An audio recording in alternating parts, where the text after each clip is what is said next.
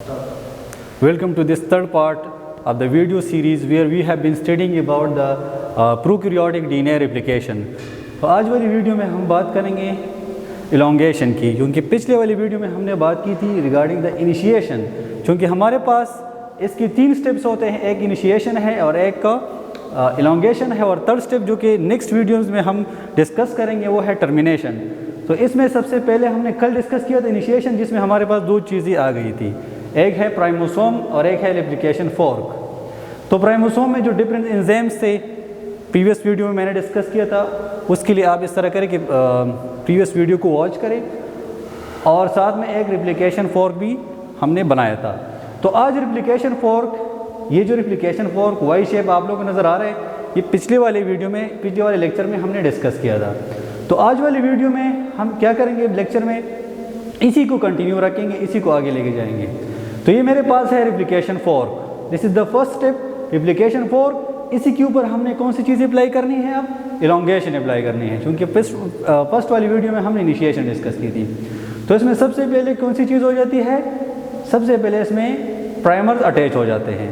सबसे पहले इसमें प्राइमर्स अटैच हो जाते हैं। प्राइमर्स अटैच होते हैं with the help of primase enzyme, जो कि इनिशिएशन में हुआ था। ठीक है, अब इसके साथ खासकर जो कि मेजर इवेंट्स जो होते हैं इस वाले इलोंगेशन में, वो ये है कि हमारे पास डीएनए पोलीमरेज 3 ये जो राउंड आप लोगों को नज़र आ रहा है, ये अटैच हो जाता है। ये इसलिए अटैच होता है कि ये पोलीमराइजेशन फंक्शन करता है। पोलीमराइजेशन फंक्शन किसको कहते हैं, पोलीमराइजेशन फंक्शन एक्चुअली हम कहते हैं कि जब हमारे पास जो ऑलरेडी प्राइमर अटैच हुआ है ना, इसके साथ जब हम उसको अटैच करते हैं न्यू न्यूक्लियोटाइड्स को, तो इसको हम पोलीमराइजेशन फंक्शन कहते हैं।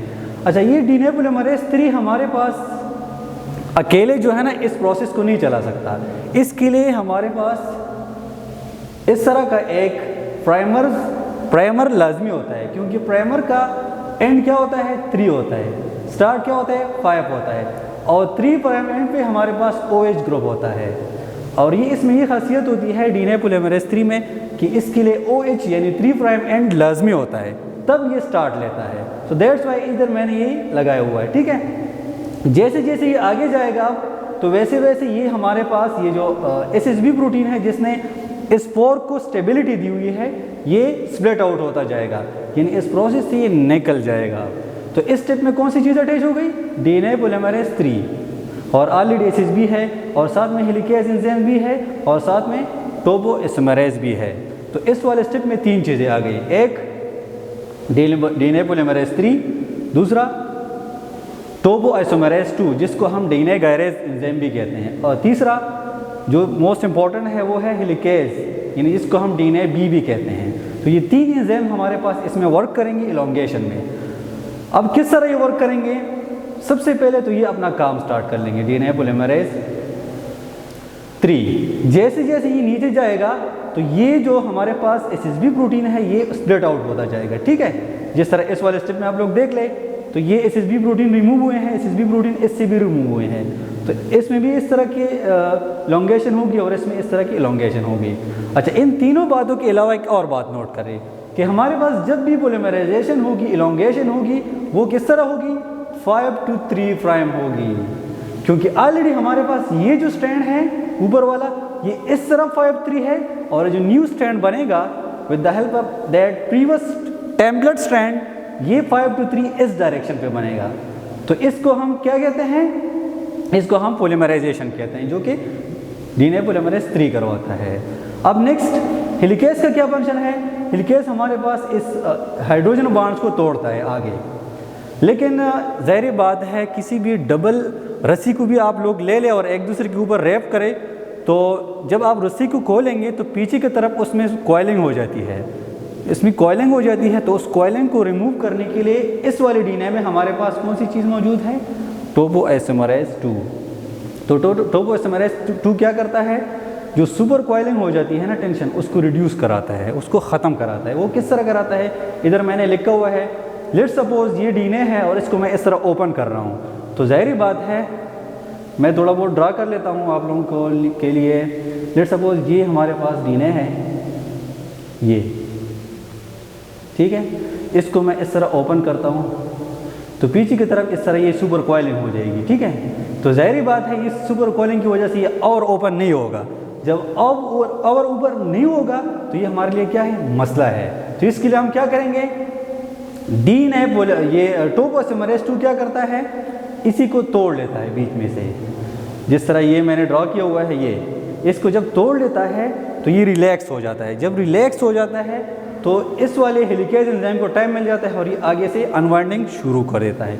तो ये टोपोइसोमरेज 2 का फंक्शन है। इसमें अगर आप लोग देख ले तो ये स्ट्रैंड पॉलीमराइजेशन ये भी पूरा हो गया है, ये भी पूरा हो गया है, ठीक है। ये भी कंप्लीट हो गया है और ये भी कंप्लीट हो गए हैं, दोनों कंप्लीट हो गए हैं। और साथ में ये टोपोइसोमरेज अपना फंक्शन दिखाएगा और साथ में ये वाला हेलिकेज करेगा। अब इधर तक तो ये कंप्लीट हो गया, ठीक है, जो कि 1 स्टेप पॉलीमराइजेशन हो गई। लेकिन नेक्स्ट स्टेप में क्या होगा, अब ज़रा देख ले, ये वाला इधर तक ये जो पॉइंट है इधर तक पॉलीमराइजेशन हो गई, यानी इस तरह का स्टैंड भी बन गया 5 to 3 और इस तरह का स्टैंड भी बन गया 5 to 3। लेकिन और इसमें किस तरह की पॉलीमराइजेशन होगी, तो हम फिर क्या करेंगे, ये जो हमारे पास हेलिकेज है ना, ये और इसको अनवाइंड कर लेगा आगे। जब इसको आगे अनवाइंड कर लेगा तो ये इस तरह की सिचुएशन बन जाएगी, इस तरह की सिचुएशन बन जाएगी। जब इस तरह की सिचुएशन बन जाएगी जिस तरह ये है, तो ज़ाहिर बात है अब ये सिर्फ इधर आया हुआ है, देख रहे हैं आप लोग, ये इधर है और ये इधर है। तो ये मैंने इधर ड्रा किया हुआ है, देख रहे हैं आप लोग, ये इधर मैंने ड्रा किया हुआ है, ठीक है। ये इधर मौजूद है, इतना स्टैंड इसने एक्सटेंड करवाया है और इधर भी इतना स्टैंड इसने पॉलीमराइज करवाया है। तो ये स्टैंड ये है, इसमें मैं कट लगा लेता हूँ, ये स्टैंड ये है ये, और ये स्टैंड क्या है, इधर तक है, ठीक है, इधर तक ये जो है, सॉरी। अब क्या होगा, अब ज़रा देख ले, अब हम जैसे ही इसको ओपन कर लेंगे तो ये वाला एंजाइम जो है ना, ये वाला एंजाइम ये पीछे की तरफ आके अपना काम दिखाएगा और ये वाला एंजाइम आगे की तरफ जाएगा, जिस तरह मैंने लिखा हुआ है। तो इसका ये मतलब है कि ये जो ऊपर वाला स्टैंड बनेगा ये कंटिन्यूस वे में बनेगा। यानी कंटिन्यूस मतलब ये है कि इसमें कोई ब्रेक नहीं आएगी, कोई डिसकंटिन्यूस वे में नहीं होगा ये मैनर में, बल्कि डायरेक्टली जिस तरह ये लगा हुआ है उसी तरह ये आगे जाएगा 5 to 3 में, ठीक है। लेकिन मसला क्या है, मसला इधर है, इधर ये है कि ये टुवार्ड्स द रिप्लिकेशन फोर्क है, टुवार्ड्स द रिप्लिकेशन फोर्क है, लेकिन ये वाला जो पॉलीमराइजेशन है ये away from the replication fork है। तो इसमें क्या मसला है, अब हम क्या करेंगे, जैसे मैंने ये एक्सटेंशन करवाई ना फर्स्ट स्टेप में, ये वाली, ये जो है ये पार्ट ये है, ठीक है। तो इधर जो एंजाइम पहुंचा है ना डीएनए पॉलीमरेज, ये वापस जंप करेगा और इधर आके अपना काम शुरू करेगा। लेकिन ज़ाहिर बात है, ऑलरेडी मैं डिस्कस कर चुका हूँ कि डीएनए पॉलीमरेज 3 के लिए रिक्वायर्ड है कौन सी चीज़, प्राइमर। तो ज़ाहिर बात है इधर भी प्राइमर अटैच होगा जिस तरह ये अटैच हुआ है, लेकिन इसमें सिर्फ एक प्राइमर अटैच होगा, आगे जाएगा, इसमें बार बार प्राइमर्स अटैच होंगे। तो इसका ये मतलब हुआ कि ये फ्रेगमेंटेड वे में हो रहा है। फ्रेगमेंटेड वे मीन कि ये हमारे पास शॉर्ट फ्रेगमेंट्स में हो रहा है। उस शॉर्ट फ्रेगमेंट्स को हम क्या कहते हैं, ओकाज़ाकी फ्रेगमेंट्स कहते हैं। तो ये जिस तरह ये, इसका ये मतलब हुआ कि ये डिसकंटिन्यू वे में हो रहा है, लेकिन ये कंटिन्यूस वे में हो रहा है। तो दैट्स वाई इसको हम लीडिंग स्ट्रैंड कहते हैं या कंटिन्यू स्ट्रैंड कहते हैं, या कंटिन्यू स्ट्रैंड कहते हैं। और इसको हम क्या कहते हैं, इसको हम डिसकंटिन्यूस या लैगिंग स्ट्रैंड कहते हैं। सो दैट्स वाई इसी किस्म की रिप्लिकेशन को हम कहते हैं सीमी डिसकंटिन्यूस रिप्लिकेशन, यानी इसमें हाफ डिसकंटिन्यू हो रहा है और हाफ कंटिन्यू हो रहा है। सो दैट्स वाई इसको हम कहते हैं सीमी डिसकंटिन्यूस रिप्लिकेशन। अच्छा, इधर तक तो बात कंफर्म हो गई कि इलॉन्गेशन में हमने कौन सी चीज़ करवाई है। अभी तक हमने लैगिंग स्ट्रैंड बनाया हुआ है और लीडिंग स्ट्रैंड बनाया हुआ है इलॉन्गेशन में। लेकिन अब किस चीज़ की बारी है, देखिए ज़रा। अब मैंने इस छोटे छोटे ये वाला जो प्राइमर है और ये वाला प्राइमर है और ये वाला प्राइमर है, इसको मैंने रिमूव करना है। एक चीज़ आप लोग जहन में डालें, एक चीज़, जैसे ये हमारे पास डीएनए पॉलीमरेज 3 इधर आएगा और इसी से इधर से दोबारा इसको एक्सटेंड करवाएगा, तो इधर क्या बनेगा, इधर एक स्पेस बनेगा, क्योंकि इधर ये अटैच नहीं होगा, याद रखें, क्योंकि ये स्ट्रैंड तो ऑलरेडी इसके साथ अटैच है ना, ये जो प्राइमर है ये तो ऑलरेडी इसके साथ अटैच है, सो दैट्स व्हाई ये वाला प्राइमर इसके साथ अटैचमेंट नहीं करेगा। तो बीच में कौन सी चीज़ रह जाएगी, बीच में हमारे पास स्पेस रह जाएगा, ठीक है। उसी स्पेस को हम क्या कहते हैं, ये ऊपर मैंने ड्रा किया हुआ है दोबारा, इसी स्पेस को हम क्या कहते हैं, इसी स्पेस को हम नेक कहते हैं। छोटी सी नेक होती है, स्पेस होती है, ठीक है। उसको फिर हमने फिल करना होता है with the help of ligase enzyme, और इसी प्रोसेस को हम लाइगेशन कहते हैं। तो हम क्या करेंगे अब नेक्स्ट स्टेप में, हम क्या करेंगे अब इस प्राइमर्स को रिमूव करेंगे और नेक्स्ट लाइगेशन करेंगे, उस स्पेस को फिर फिल करेंगे, क्योंकि आगे ये चलता जाएगा, ये तो लंबा प्रोसेस है, तो बहुत ज़्यादा नेक्स्ट बन जाएंगे, बहुत ज़्यादा स्पेस बन जाएंगे, उसको हमने फिल करना है। अच्छा, अब हमारे पास डीएनए पॉलीमरेज 3 है। डीएनए पॉलीमरेज 3 ने तो एक काम दिखा दिया कि पॉलीमराइजेशन करवा दी, लेकिन दो चीज़ें इसमें और नोट कर लें। एक तो ये एक्सोन्यूक्लियस एक्टिविटी कराता है, 5 to 3 भी करवाता है और 3 to 5 भी करवाता है। ये वाहिद एंजाइम है इस पूरे प्रोसेस में, जिस तरह और भी एंजाइम बहुत ज़्यादा है, इसमें डीएनए पॉलीमरेज 3 है और भी बहुत ज़्यादा एंजाइम है। ये वाहिद एंजाइम है, 2 भी है 1 भी है, ये वाहिद एंजाइम है कि इसमें दोनों एक्टिविटीज़ एट ए टाइम होती है, यानी 5 to 3 में एक्सोन्यूक्लियस एक्टिविटी भी होती है और 3 to 5 भी होती है। इसका मतलब क्या है, देखिए अगर ये एंजाइम बीच में से कहीं अपना काम स्टार्ट करवाता है ना, तो फिर उसको हम क्या कहते थे, फिर उसको हम एंडोन्यूक्लियस कहते थे। लेकिन ये बाहर से प्रोसेस शुरू करवाता है, सो दैट्स व्हाई इसको हम एक्सोन्यूक्लियस कहते हैं। खैर वो तो अलग एक पूरा जो है ना कंसेप्ट है, लेकिन फिलहाल आप लोग जस्ट ये नोट कर ले कि 5 to 3 और 3 to 5 दोनों एक्टिविटीज़ इसमें होते हैं। अच्छा, तो 5 to 3 तो ये हो गया ना, ये जो नॉर्मल पॉलीमराइजेशन करवाता है ये तो 5 to 3 हो गया, लेकिन 3 to 5 का मतलब क्या है ये मैं समझा देता हूँ आप लोगों को। अच्छा, ये हमारे पास ये और ये देखें, ये रिमूव हो गया ना, ये जो प्राइमर रिमूव हो गया, तो प्राइमर तो हमारे पास 5 to 3 होता है ना, 5 to 3 होता है, लेकिन इसमें जो एक्टिविटीज़ दोनों होते हैं ना, आप लोगों ने ये नोट किया होगा, अभी मैंने डिस्कस किया कि हमारे पास जब इसकी पॉलीमराइजेशन होती है ना, वो 5 to 3 होती है।